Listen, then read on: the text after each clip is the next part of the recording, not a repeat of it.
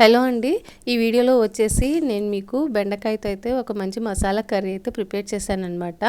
ఎప్పుడు రొటీన్‌గా కాకుండా కొంచెం డిఫరెంట్‌గా చేద్దామని చెప్పేసి ఒక మసాలా కర్రీ అయితే రెడీ చేశాను. ఇది యాక్చువల్‌గా చపాతీలోకి, రైస్‌లోకి చాలా బాగుంటుంది. నేనైతే చపాతీలోకి అయితే ప్రిపేర్ చేశానండి ఇది. ఇక్కడైతే నేను ఒక పావు కిలో బెండకాయలు అయితే తీసుకొని శుభ్రంగా కడిగి తడి లేకుండా తుడిచేసి ఈ విధంగా ముక్కలుగా అయితే కట్ చేసి పెట్టుకోవాలన్నమాట. ఈ మసాలా కర్రీ కాబట్టి కొంచెం ముక్కలు పొడుగ్గా ఉంటే బాగుంటుంది. ఆ తర్వాత ఇక్కడ నేను 3 టమాటాలు అయితే తీసుకున్నాను. ఈ 3 టమాటాలని మంచిగా కట్ చేసేసి మిక్సీకి వేసేసుకొని మంచిగా టమాటా ప్యూరీ అయితే ప్రిపేర్ చేసుకోవాలి. ఇక్కడ నేను గ్రేవీ కొంచెం ఎక్కువగా ఉండడం కోసమని 3 అయితే తీసుకున్నానండి. టమాటా ఎక్కువ వద్దనుకుంటే 1 ఆర్ 2 అయితే సరిపోతుందన్నమాట. సో ఇప్పుడు స్టవ్ పైన ఒక బాండి పెట్టుకొని అందులో కొంచెం ఆయిల్ అయితే వేసుకోవాలి. ఆయిల్ వేసుకున్న తర్వాత ఇందులో మనం కట్ చేసి పెట్టుకున్న బెండకాయ ముక్కలను అయితే వేసేసి మంచిగా ఫ్రై చేసుకోవాలన్నమాట. బెండకాయలోని కొంచెం జిగురుతనం పోయే వరకు కొంచెం మీడియం ఫ్లేమ్లో పెట్టేసి వేయించేసి తీసి పక్కనైతే పెట్టేసుకోవాలన్నమాట. ఇప్పుడు ఇదే బాండల్లో ఇంకొంచెం ఆయిల్ అయితే యాడ్ చేసుకోవాలండి.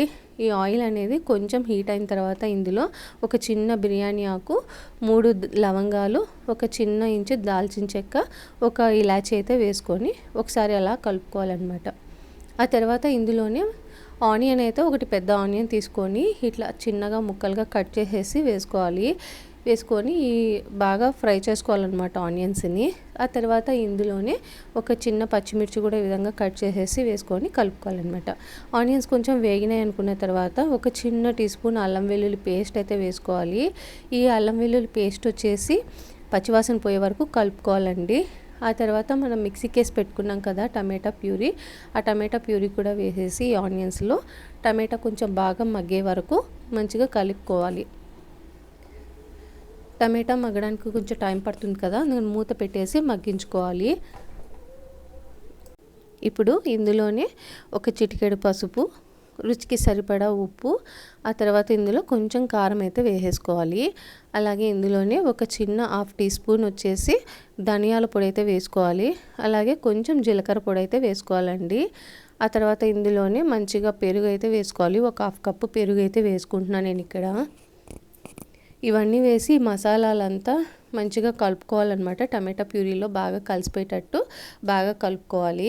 ఈ విధంగా కలుపుకున్న తర్వాత ఇందులో దీనిపైన మూత పెట్టేసి మగ్గించుకోవాలన్నమాట. ఆయిల్ కొంచెం పైకి తేలే వరకు మధ్య మధ్యలో కలుపుకుంటూ ఈ మసాలా గ్రేవీ అంతా వచ్చేసి కలుపుకుంటూ ఉండాలండి. అడుగంటుకోకుండా చూసుకొని మధ్య మధ్యలో కలుపుకోవాలన్నమాట.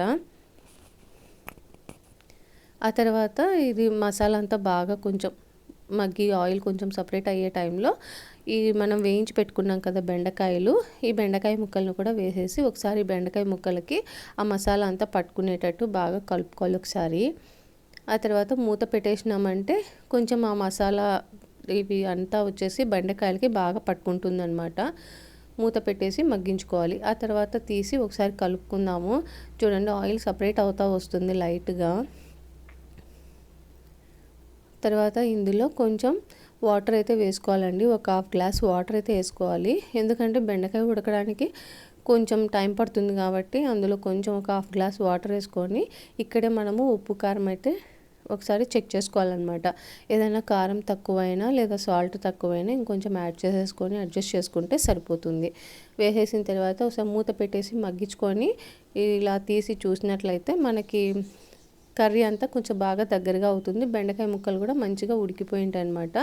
ఆ తర్వాత కొంచెం కొత్తిమీర వేసేసి మూత పెట్టేసామంటే ఆ కొత్తిమీర ఫ్లేవరు, ఆ మసాలా బెండకాయకి అంతా పట్టుకొని సూపర్ టేస్టీగా ఉంటుందండి. చపాతీలోకి అయితే చాలా బాగుంటుంది. మీరు కూడా ఒకసారి ట్రై చేసి చూడండి. మీకు ఈ వీడియో నచ్చినట్లయితే లైక్ చేయండి, షేర్ చేయండి, సబ్స్క్రైబ్ చేసుకోండి. Thanks for watching.